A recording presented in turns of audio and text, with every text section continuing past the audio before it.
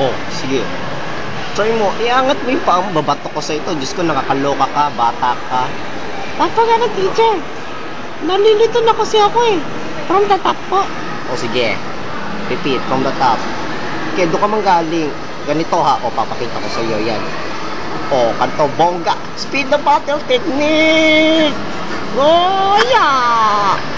O, ganon, di ba, bongga? Papa, teacher, ay galing niya. Ako naman, teacher. Ganito po ba? Speed the battle technique. Ano, teacher? Nalimutan ko eh. Hindi ka nga rito. Sige, ulitin mo. Isa pa from the top. Okay po. Speed the battle technique. Yeah! Ay, ulit, teacher. Oo, pero sa simula lang yan. Pero kung nasanay ka na, hindi ka na may hilo. Tignan mo ako. Laki na ng puwet ko. O, ikaw. Lagay mo sa pwersa ang puwet, ang pwersa sa puwet mo. Huwag sa paa. Opo, teacher.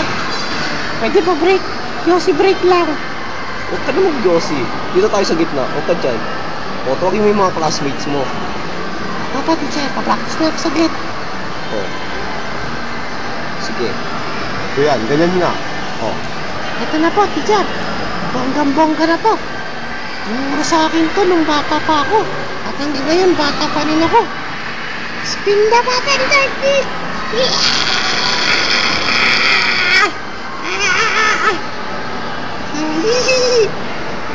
Ano po ba, teacher? Oo.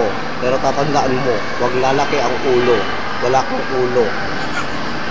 Lalaki lang ang may ulo. Ha? Tandaan mo. Ako, teacher. Alam ko na kung paano gawin ang spin the button technique na hindi nahihilo.